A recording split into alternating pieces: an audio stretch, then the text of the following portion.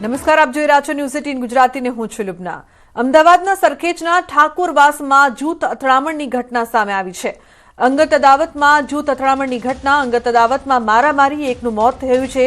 ફોનમાં સ્ટેટસ મૂકવા મુદ્દે થઈ હતી માથાકૂટ, તો જવાબદાર સામે કડક કાર્યવાહી કરવાની માંગ કરવામાં આવી છે। સરખેજના ઠાકોરવાસમાં જૂથ અથડામણની ઘટના।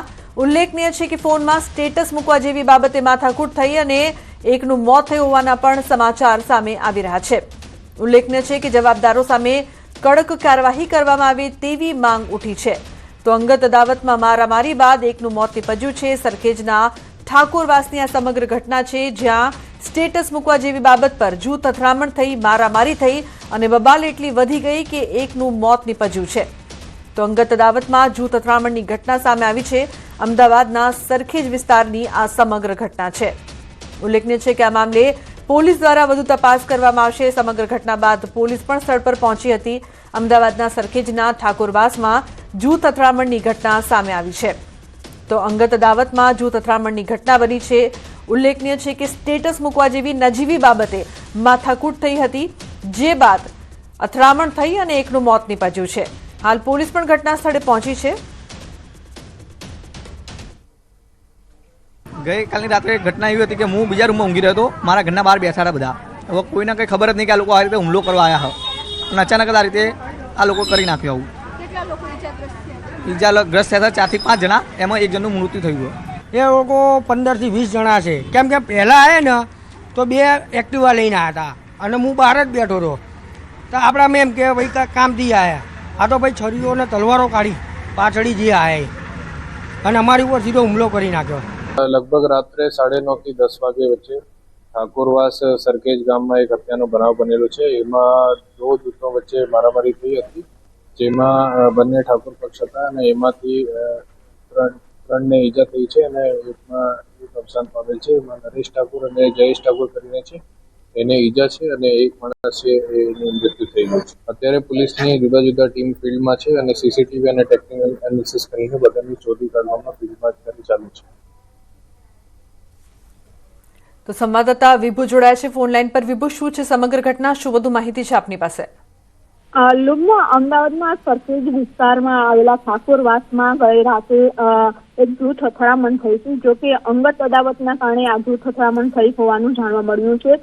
ત્યારે એ અંગત અદાવત રાખી અને ગઈ રાતે 9 વાગ્યાની આસપાસ છે તે ઠાકોરવાસમાં 15 થી 20 લોકોનું ટોળું છે તે આવ્યું અને જે આશીષ ને ગણેશ ને જે લોકો હતા તે જેના ઘરે પહોંચ્યા અને ત્યારબાદ આખી ઘટના છે તે સામે આવી છે। જો કે સીસીટીવીમાં સમગ્ર ઘટના છે તે કેદ થઈ છે, પરંતુ પોલીસ દ્વારા તપાસ હાથ ધરવામાં આવી છે। સીસીટીવી કબજે કરવામાં આવ્યા છે। આ અંગત અદાવતમાં જે વ્યક્તિ ઉપર હુમલો થાય છે અને એને બચાવવા જતા 3 લોકો પણ ઈજાગ્રસ્ત થઈ જાય છે। ગણેશ છે કે જેનું મૃત્યુ થયું છે, 22 વર્ષનો આ દીકરો છે અને જેના કારણે મા બાપ પણ અત્યારે આઘાતમાં સરી પડ્યા છે। પરંતુ પોલીસે આખી તપાસ હાથ ધરી છે કે આ ઘટના બનવા પાછળનું કારણ શું છે, કોણ વ્યક્તિ હતો અને આરોપીઓને પણ પકડીને કાર્યવાહી કરવા માટેની તજવીજ હાથ ધરવામાં આવી છે।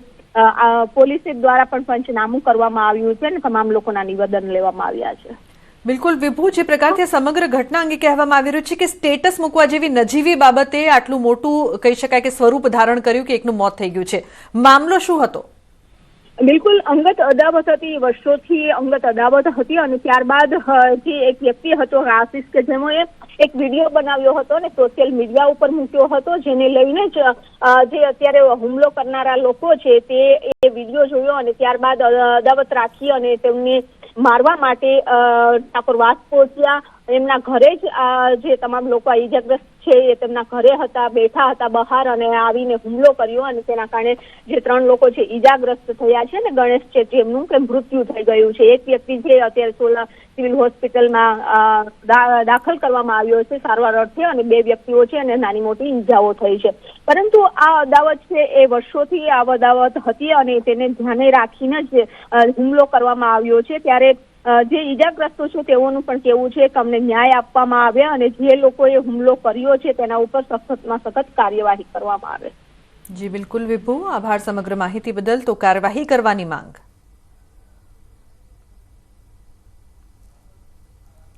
અન્ય સમાચાર ભાવનગરથી. ભાવનગરમાં બે સમાજના લોકો વચ્ચે પથ્થરમારો થયો છે. આડોડિયાવાસ વિસ્તારમાં સામાન્ય બાબતે પથ્થરમારો થયો છે. ક્રિકેટ રમવા બાબતે બે સમાજના લોકો વચ્ચે પથ્થરમારો થયો છે. પથ્થરમારાના વિડીયો સોશિયલ મીડિયામાં વાયરલ. સમગ્ર ઘટનામાં બે મહિલાઓને ઈજા પહોંચી છે. ઘટનાની જાણ થતાં જ પોલીસ પહોંચી છે ઘટના સ્થળે. અગાઉ થયેલી બોલાચાલીને લઈને હુમલો કર્યો હોવાનો આક્ષેપ કરવામાં આવ્યો છે. તો બે સમાજના લોકો વચ્ચે પથ્થરમારો. આ સમગ્ર ઘટના બાદ પોલીસ તપાસ. ક્રિકેટ રમવા બાબતે પથ્થરમારો થયો હોવાનું સામે આવ્યું છે. તો સમગ્ર ઘટનામાં બે મહિલાઓને પણ ઈજા પહોંચી છે. એમાં એવું છે કે જૂની અદાવતથી તે બોલ ઓલું થયું છે, પણ આ મારા છોકરા નાના છોકરા દડા રમતા હતા, તો ખાલી દડો ખાલી આગળ જ ગયો છે ને ઘરની પાછળ નથી ગયો. એમાં છોકરાને મારા ઘરના ને તે ખુદ પથરો લઈને મારવા દોટી બાય અને 2-3 લાફા મારા ઘરના ને મારી લીધી. જૂની અદાવતમાં એવું છે કે એનું અમે અડ્ડો બંધ કરાવ્યો, કેસ કર્યા હતા, દારૂનો કે હતું, દારૂ નિષ્ઠાને હટાવતા હતા. અને હજી એક તો અડ્ડો શરૂ જ છે. હજી એક ચેતનાનો અડ્ડો શરૂ જ છે. અન્ય સમાચાર વડોદરાથી. પાદરાના ઉમરાયા ગામે બે જૂથ વચ્ચે અથડામણ થઈ છે. પૂર્વ સરપંચ અને હાલના સરપંચના લોકો વચ્ચે બબાલ થઈ છે. ગ્રામ પંચાયતની ચૂંટણીની અદાવતે બબાલ થઈ હોવાનું સામે આવ્યું છે. સરપંચ અને પૂર્વ સરપંચ સહિત 4 લોકો ઇજાગ્રસ્ત થયા છે. પાદરા પોલીસે રાયોટિંગ હેઠળ ગુનો નોંધ્યો છે. તો બંને પક્ષોના 15 લોકોની ધરપકડ કરવામાં આવી છે. સંવાદદાતા હાર્દિક જોડાય છે વધુ માહિતી આપવા માટે. હાર્દિક, શું છે સમગ્ર ઘટના, શું વધુ માહિતી? બિલકુલ ઠીક છે. આપણે સૌ કોઈ જાણીએ છીએ કે જયારે ગ્રામ પંચાયતની ચૂંટણી હોય ત્યારે જે ઉમેદવારો છે તે એડી ચૂંટણીનું જોર લગાવતા હોય છે. ત્યારે પાદરા તાલુકાનું જે ઉમરાયા ગામ છે ત્યાં જે ચૂંટણી જે છે તે જૂથ અથડામણનું કારણ બની છે. પૂર્વ સરપંચ અને હાલના સરપંચ છે તેમના જે બંનેના જૂથ છે તે અગમ્ય કારણોસર સામે આવી ગયા હતા. ઉગ્ર બોલાચાલી થઈ હતી. ત્યારબાદ જૂથ અથડામણ જે છે તે થઈ હતી. મુખ્ય વાત જો કરવામાં આવે તો સરપંચ અને પૂર્વ સરપંચ સહિત 4 લોકો જે છે તે આખી ઘટનામાં ઇજાગ્રસ્ત થયા છે. પાદરા પોલીસે રાયોટિંગ હેઠળ ગુનો દાખલ કરીને લગભગ 15 જેટલા લોકો જે છે તેમની અટકાયત કરી છે અને તમામ વિરુદ્ધ જે છે તે કાયદેસરની કાર્યવાહી શરૂ કરી છે. આ ઘટનાનું મૂળ કારણ શું હતું તે અત્યારે પોલીસ જે છે તે તપાસ કરી રહી છે. જી બિલકુલ હાર્દિક, આભાર સમગ્ર માહિતી બદલ. તો હાલ આ સમગ્ર મામલે પોલીસ તપાસ. સુરતના કપોદરામાં દૂધ ચોર સક્રિય થયા છે. દરરોજ 5 થી 10 દૂધની થેલીની ચોરીથી દુકાનદારો પરેશાન બન્યા છે. ચોરીની ઘટનાથી કંટાળીને વેપારીઓએ લગાવ્યા છે સીસીટીવી કેમેરા. વહેલી સવારે કેરેટમાંથી દૂધની ચોરી. કાપોદરા પોલીસમાં ફરિયાદ નોંધાવવા માટે તજવીજ હાથ ધરવામાં આવી છે. ઉલ્લેખનીય છે કે વહેલી સવારે દૂધની ચોરીથી દુકાનદારો પણ પરેશાન થયા છે. સીસીટીવી લગાવવામાં આવ્યા છે, પરંતુ દૂધ ચોરનો જે ત્રાસ છે તે સતત વધી રહ્યો છે. પોલીસ દ્વારા આ મામલે તપાસ કરવામાં આવે તેવી માંગ. દરરોજ 5 થી 10 દૂધની થેલીની ચોરી થઈ રહી છે. તો સુરતની સમગ્ર ઘટના, દૂધની થેલીઓ ચોરીને અહીં ચોર છે તે ફરાર થાય છે. સીસીટીવીમાં તેઓ કેદ થયા છે. ઉલ્લેખનીય છે કે કાપોદરામાં આ રોજની ઘટના બની ગઈ છે. દૂધની ચોરીની ઘટનાથી દુકાનદારો પરેશાન થયા છે. દરરોજ આશરે 5 થી 10 દૂધની થેલીની ચોરી થતા હવે તેઓ કંટાળ્યા છે. ચોરીથી કંટાળીને વેપારીઓએ સીસીટીવી પણ લગાવ્યા. સમાચારમાં આગળ વાત કરીશું. ભર ઉનાળે માવઠું.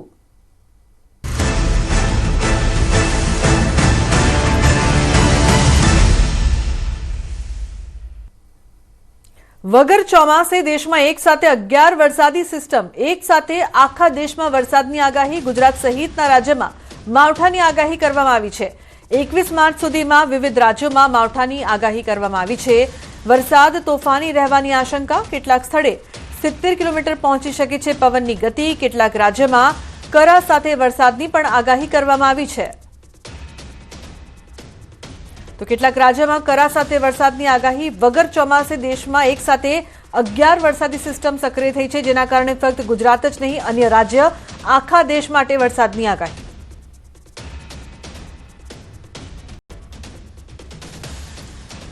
તો આજથી 3 દિવસ કમોસમી વરસાદની આગાહી છે. વરસાદને લઈને હવામાન વિભાગની આગાહી.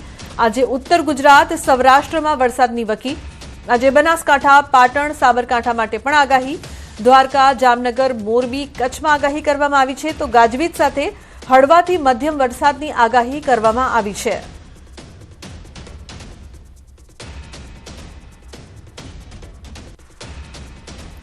ગુજરાત માટે આવતીકાલનો દિવસ ભારે રહેશે. હવામાન નિષ્ણાત અથરેયા શેટ્ટીની મોટી આગાહી.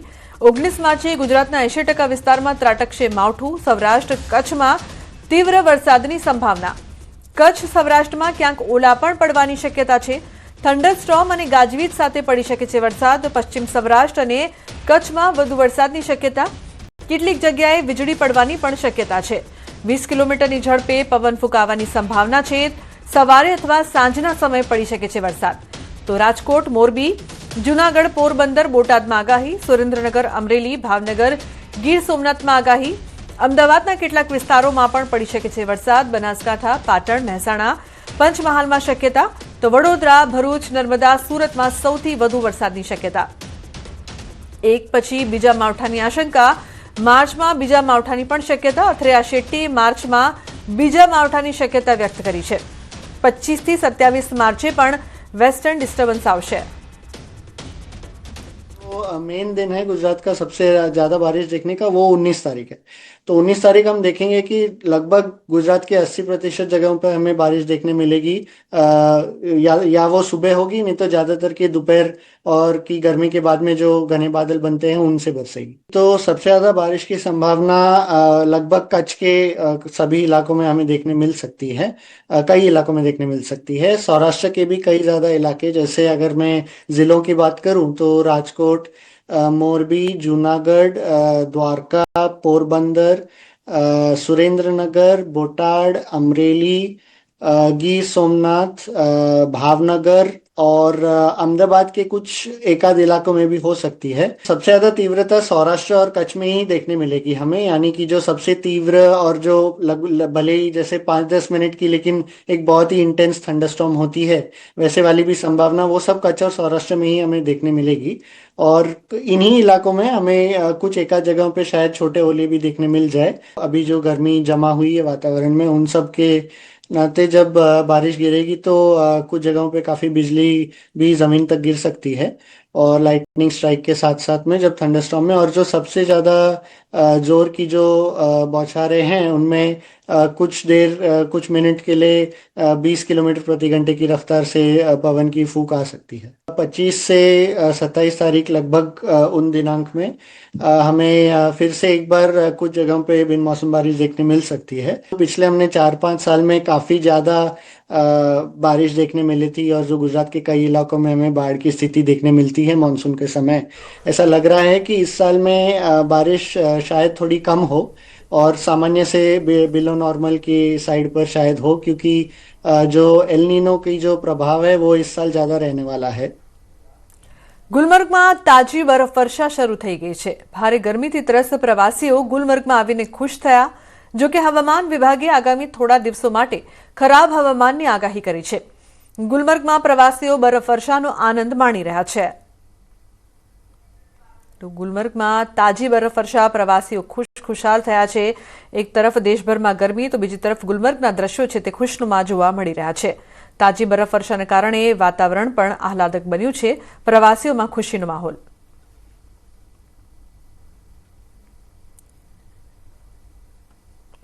ખેડૂતો રહેજો તૈયાર, કેમ કે ખેતરમાં તૈયાર પાક પર તોડાઈ રહ્યું છે સંકટ. આગામી 3 દિવસ ખેડૂતો માટે ભારે છે, કેમ કે રાજ્યમાં સાર્વત્રિક માવઠાની આગાહી છે. આ માવઠું અન્નદાતાની મહેનત પર પાણી ફેરવી શકે છે.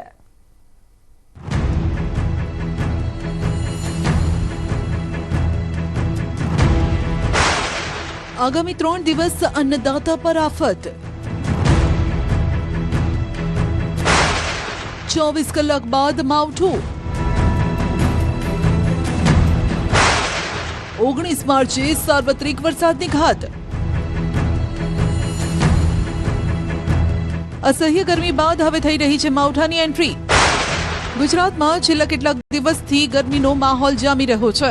હોળીના તહેવાર પછી જાણે કે ઉનાળાની શરૂઆત થઈ ગઈ હોય તેમ લાગતું હતું. રાજ્યના કેટલાય ભાગોમાં તાપમાન 40 ડિગ્રીને પાર કરી ચૂક્યું હતું. લોકો કાળઝાળ ગરમીનો અનુભવ પણ કરી રહ્યા હતા. હવે ગરમી બાદ માવઠાના રાઉન્ડ માટે તૈયાર રહેજો.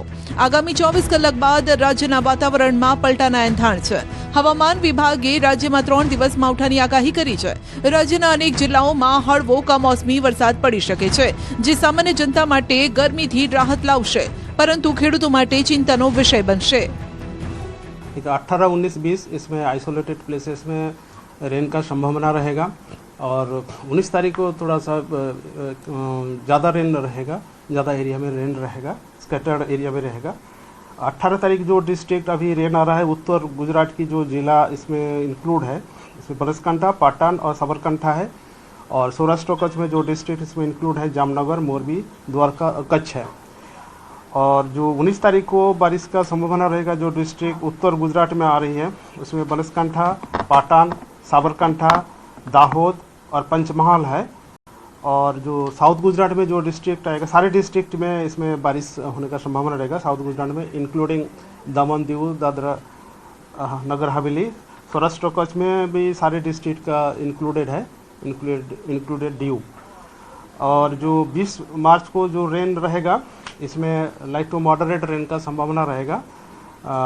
इसमें जो डिस्ट्रिक्ट आ रहा है उत्तर गुजरात की जो ज़िला है बनासकांठा, साबरकांठा, अरावली, दाहोद, माहीसागर और कच्छ का कुछ आइसोलेटेड प्लेसेस में रहेगा. 18 और 19 को हमारा लाइट टू मॉडरेट रेन के साथ थंडरस्टॉर्म विथ लाइटनिंग का रहेगा. उसमें विंड स्पीड 40 से 50 किलोमीटर प्रति घंटा में रहने का संभावना रहेगा.